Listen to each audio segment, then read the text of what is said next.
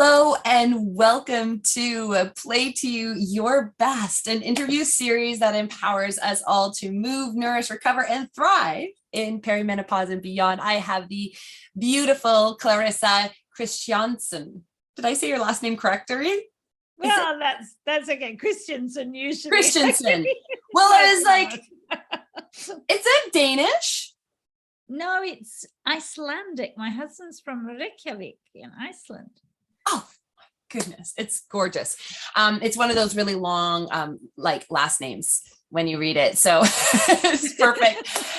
Thank you. My name is Tennille Hoekland, the host of this series. I am the founder and expert coach at Element Sports Coaching and creator of Project 51. And I'm thrilled to be speaking here with you today. And I'll first introduce you a little bit, and then I'll make sure that we've got all our bases covered. You have a PhD and are internationally recognized as a menopause educator and a certified mindfulness practitioner and medical Qigong teacher. Did I say that right? Yeah, Qigong, yes. Qigong teacher focused on positive and transformative nature of menopause. And I think what is, when we come to looking at the work you do, I think what is so incredible, this is me going off on a tangent now, is like what the power of just of coming into this mindfulness practice, and because you have the basis, the transformations, the testimonials, the coursework that is coming behind your work to really demonstrate that. And so that's what I'm really looking forward to talking to you about today. And, cracking open this idea of we can do work in our nutrition, we can do work in our training, in our movement, and in our recovery physiologically. But at the host and at the foundation of it is, I think, where you're coming from and what the powerful piece of it all is and how important that can be. Am I missing anything? No. Firstly, Tennille, let me say I'm so delighted to be here and to be having this conversation with you and to all the people that are going to tune into this. So thank you. Yeah, well, thank you. I think that we've already had a lot of fun together. So let's dig in and share. Actually, my first question is going to be, I know this wasn't on our plan, but how did you come into this? Well, I spent 35 years in corporate life. So I'm a corporate neuroscientist. I mean, I've got some twiddly research thing that went on a long time ago, but I was very much working in the field of human behavior using brains. And then I went into perimenopause, and I didn't know what perimenopause was. I was under a lot of personal strain at the time because my mother was struggling with dementia and I had a marriage that was going south at a rate of knots and a small child. And, who had time to pay attention to yourself? I'd been deeply involved with yoga, Qigong, meditation through my late 20s and 30s. You become a mother at 37, you're working every hour, God says, all of this goes out the window. And so I understand that it's hard for people. And then my marriage ended, my mother died, and I emigrated to Australia. You kind of do that at 44. No, you don't, but I did. But you did. But I did. And I really needed to shake my life up. But by that time, I was deep in perimenopause and my anxiety was off the Richter scale. And it was really a combination of factors, one of which was very scary, that I lived on quite a steep hill. And I would say it was quite a steep hill, but I couldn't breathe to get up that hill. And I'm not a person who's an inactive person. No. But when I went to the doctor and checked my blood pressure,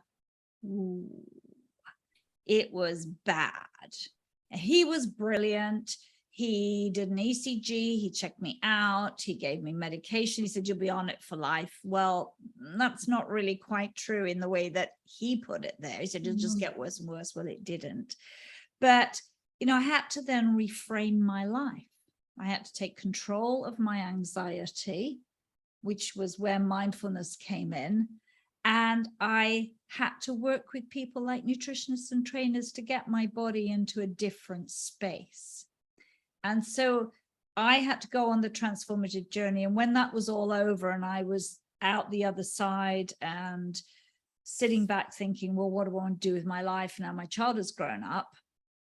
Then this came. I feel a great pull to have to help other women, because those, well, to be fair, pretty close to 9 years had some really tough moments in them, of blood pressure problems, of insomnia, of weight that I wondered, where did it come from? I don't eat that much. And just the anxiety was crippling, absolutely, at times. Wow. What I really struck by is one thing you said was that, so you knew you had to make this change, and you were also, so there was this mindfulness practice coming in. So you were getting educated and taking it on and really starting to understand it. And it was also at the same time that you were doing nutrition and working, was it with a personal trainer? I had a personal trainer. Yeah. She was tough. I loved her. Yeah, that's so cool.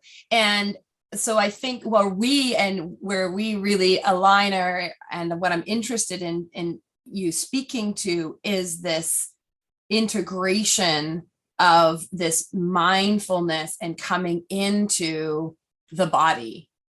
Yes. And because we're speaking to many women or females that are, they feel it in their body. They know their body. They've been active, or they are active.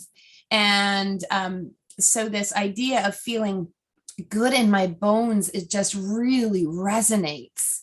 Yeah. So when you were going through, and how you support women and females, is how do you tune in? And when it feels so chaotic, like I am in chaos, I am, this is why we love talking to each other. It's just like, I know you see me. I see you, yeah. And so it's what I want to speak to is how to tune in, how to slow down when it feels like you're in the whirlwind. And that is how many of us feel. So I sometimes think that we have a crisis time, and we don't really want to have that crisis, but that's often what brings us to a point of knowing I need to slow down, because sort of consciously we go, yeah, that makes sense, but doing it is not easy. So I'm never saying to anybody, this is kind of a walk in the park, you can just do it. That's just not how it is. No. But we have to make a conscious decision that I can't continue like this. And it's often that we've had some crisis. It might not be a huge crisis. It could be just something that's upsetting. And unfortunately, that's often the trigger for us to begin to explore how we go on this journey. And of course, as you said, it's not easy. And particularly if you're a very active person, then going into your body is, you're quite connected to your body. And if you're an athlete, or if you're a runner, you probably have more sense of your body than maybe somebody who barely exercises, because then they're just so in their heads. So we are aware maybe a bit more of niggles and our own energy capacity in a different way. So I think we've got a bit of a head start as active women. But it's often hard to do the stopping. So a lot of mindfulness, we seem to think, oh yeah, it's like I have to stop. Well, we do, but we don't have to stop still all the time, is what I'd say. So we come into our body, we learn to listen to it on the next level down. And that's what a lot of mindfulness is, that we give ourselves space to listen at the next level. So we might be conscious of a headache or a backache, but we may have strategies where we tend to say, oh, well, I'll just take a whatever, Tylenol or a rub, it'll be better. Here we started tuning a little bit more into what are some of the underlying reasons. If it's not an injury, and particularly in perimenopause, it might not be an injury. Is it because of X, Y, and Z? And that's where mindfulness practices, however we practice them, are useful, because they go to the next level, to the subtle signals, to the quiet messages, to the things that we tend to gloss over, and start to pay some attention with them and allow them to be there rather than trying to push them away. I really want to dig into that, but I want to just take us back into something you said just a little bit earlier. So don't let me get lost. I want to come back into those subtle messages. When you said we need to make a conscious decision, and it can be a trigger, it's real, and or crisis. I want to dig into that a little bit more with you, because I think that there's something incredibly important and needs a little bit of space around, because we can get into this pattern of crisis that just kind of rolls in, and it just keeps rolling through. And like, I need to do something. I know I need to do something. And one day, someday, the next day, when I get this in line, like this is a lot of the pattern of talking, that it's like, well, I just need to get through this point. It'll get better. And I wonder if you can speak to us a little bit more about that. Yes. And I think you're right. I think sometimes we just let it roll and we go on until we hit the bottom of the exhaustion funnel, which is the worst space.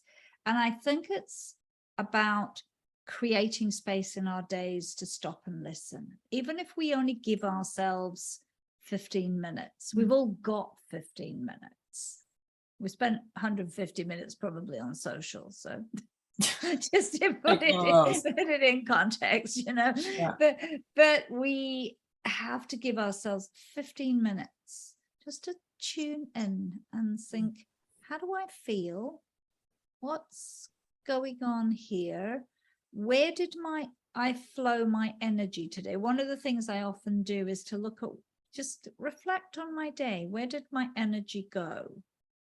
How much of that did I need to do? And really mundane stuff. Like, did I spend time doing something that I could have delegated to somebody else? Did I do something I don't like doing and I don't need to do? Could I stop doing something? Those sort of getting into the tune of where all our energy is going, checking in from ourselves from the top of our heads to our feet and back up again, feeling in, just listening to our bodies is a start point. And if you've only got, 2 minutes is better than nothing. 15 is good. We can go longer, but let's be realistic what our lives are like. Yeah. We give ourselves that time just to stop and tune in. And if we can get into a habit of a few times through the day, standing up, having a stretch, feeling where am I at, taking a few deep breaths. And then people say to me, that's weird in the office to do that. But I mean, half the time, no one's looking at you anyway. So We think, we think are really not paying attention to others. Some other people to join in. You could just do that. Just a quick scan, feel the niggles, stretch a little bit, move a little bit. And just this tuning in, this pattern of behaving, where instead of reaching for the phone, we check into ourselves. And we start that journey of getting to know ourselves differently.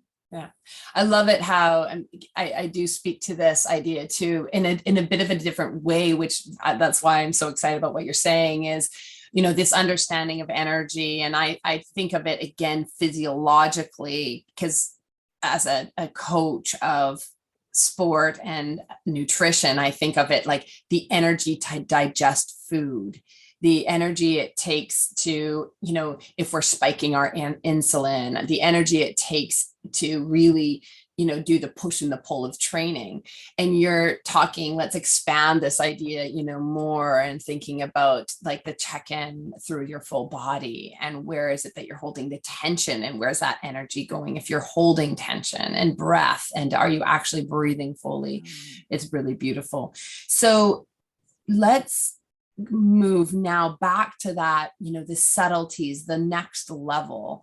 And can you give us some really tangible examples of how do we start to recognize these subtleties of the next level of tuning into our body?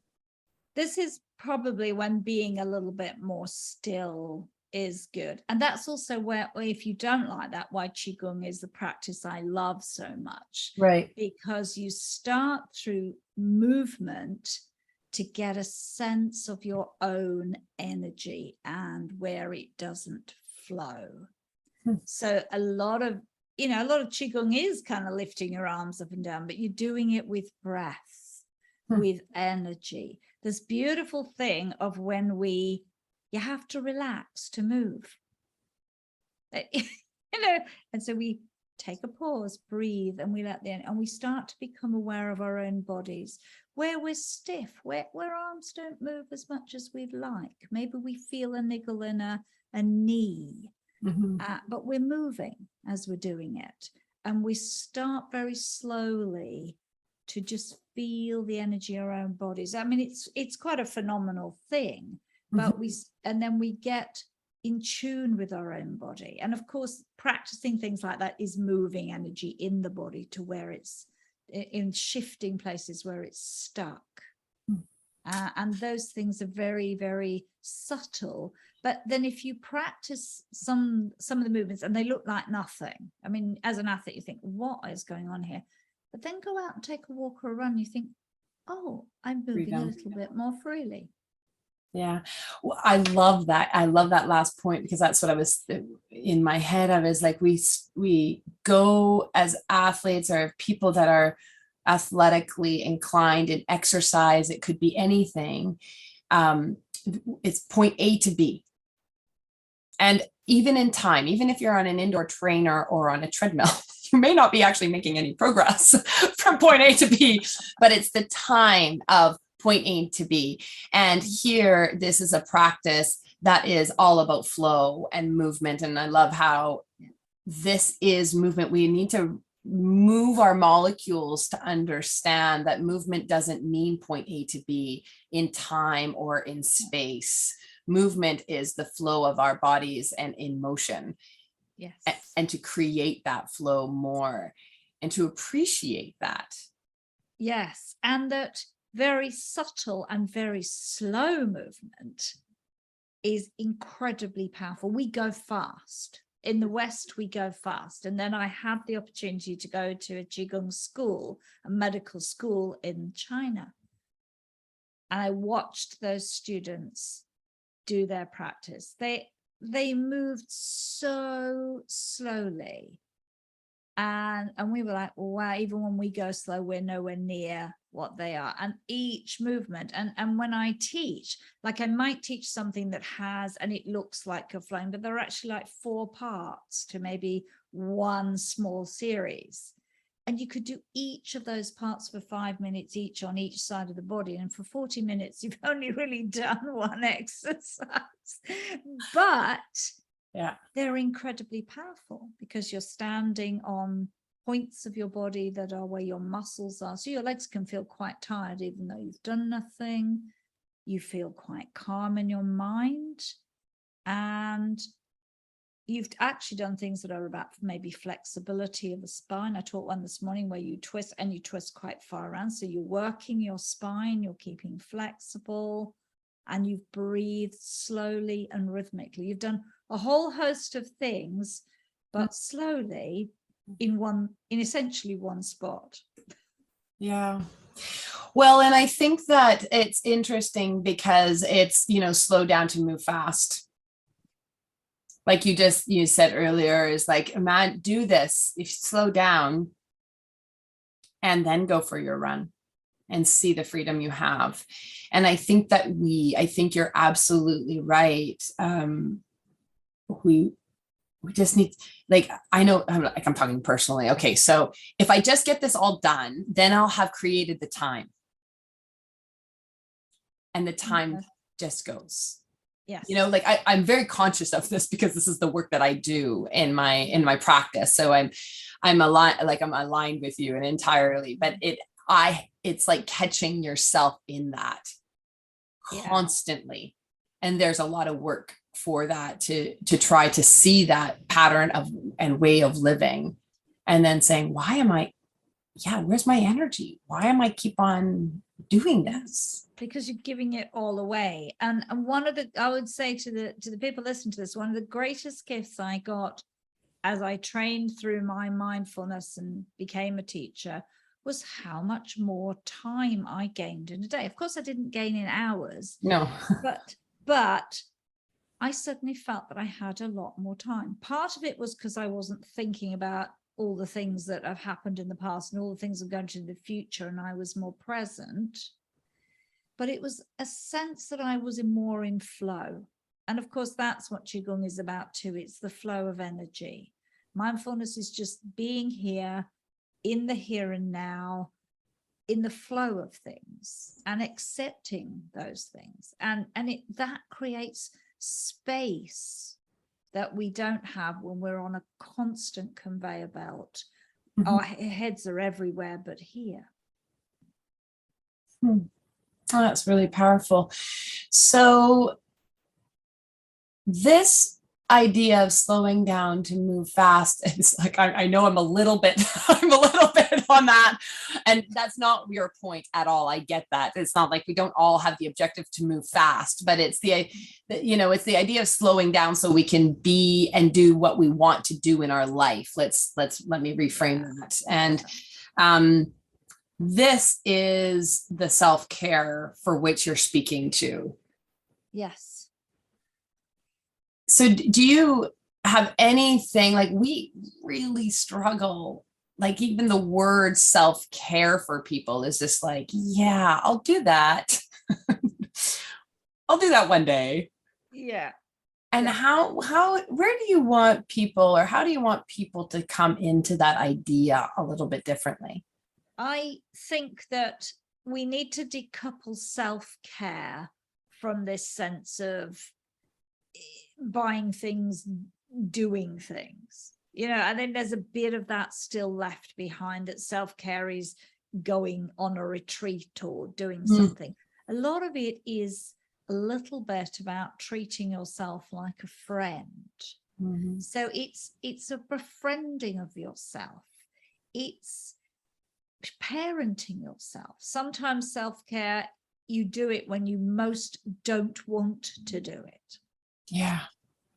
And that is an interesting concept. When I really don't want to stop, when I really don't want to address an issue, that's where self-care comes in, because by doing that, maybe setting a new boundary, actually tackling something that you need to. I often say sometimes that's about opening up the credit card bill that you really don't want to look at, and addressing that however you address it. But that is self-care. And I think in this midlife, we have to start working with some of these boundaries. We need to say to people, I need your help. I need your support. That's self-care, even if you are asking and co-opting others because you can't. And self-care is things like, no, sorry, I can't do that. Or no, I can't help you, but X person can. It might be saying no to going to an event and overfilling your diary. We do that endlessly. I used to do that endlessly. Oh gosh, my diary used to be full of triple things, and I think I'm not going to any of these. So, so we stop saying yes to the things we don't want to. We start as women at this age to fill our diaries only with the things that we're genuinely committed to. And we stop feeling guilty about doing that.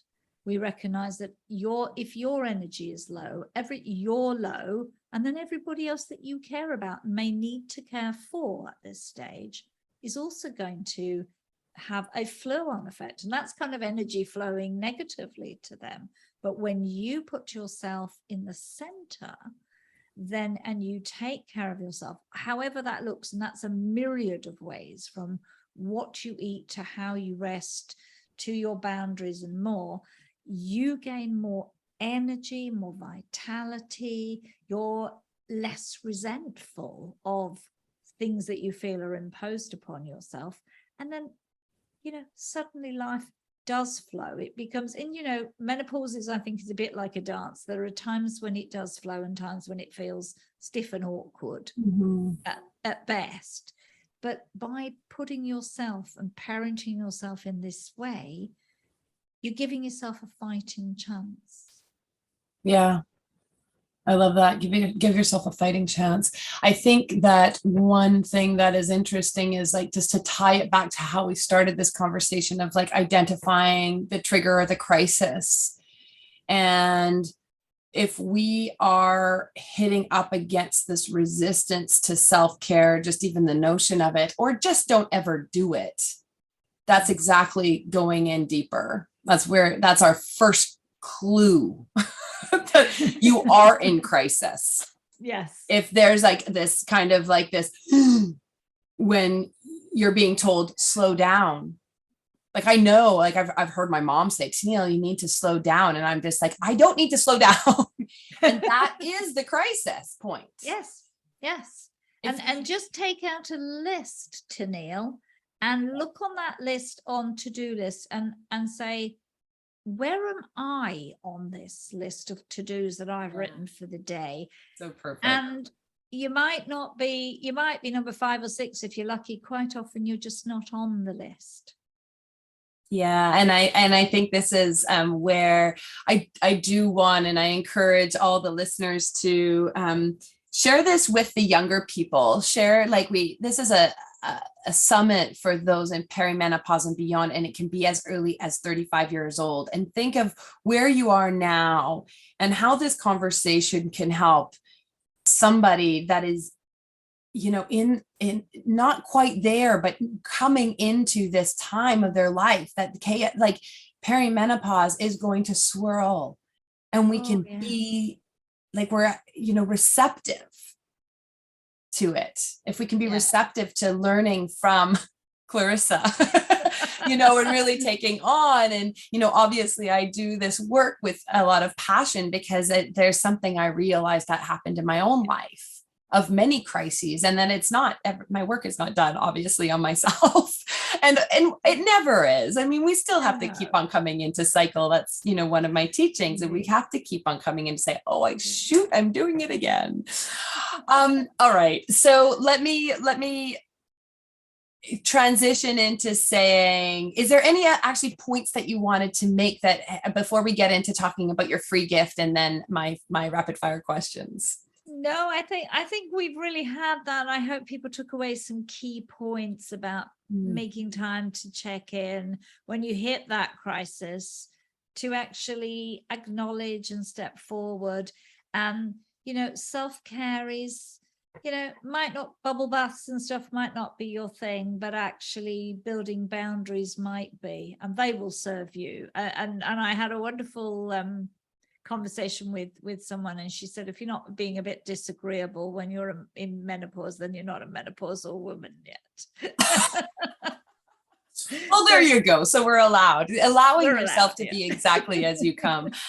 You have a free gift for all of our audience here, and it's called Beat Your Brain Fog. Now, that is going to be very interesting to people. So can you please just share just a tiny little bit about what that is? It is. It's a little ebook about brain fog and why this actually happens. And it also gives you some mindfulness and other little tips and tools of how you might go about beating brain fog, because I think it's one of the number one things that is really knocking us sideways in perimenopause. Oh my goodness. I'm certainly excited about that for everyone. All right. So for my final questions, are you ready? I'm ready. All right. So please share with us, what is it that you're working on, or that you're like currently learning, that you are so excited about at this time? Well, I'm actually going into my advanced 300 hours of Qigong training with my beautiful teacher, Peter Cowie. And we are going to dig so deep into TCM. It's like going to uni in a short time. I've been working with him a number of years, but we're particularly going to be focusing on some wonderful areas like longevity. And I think that I'm so excited at 62 to be learning to apply that to my life and to so many of the women that will come through menopause with me and beyond. Oh, I think that is so cool. Yeah, and you're really like tapping into something that is so, we're talking about longevity so much more in the whole forum of what we in the worlds that we work. And I think it's really, and how do we have that quality of life? I think it's just so beautiful. What is one thing that you're really grateful for?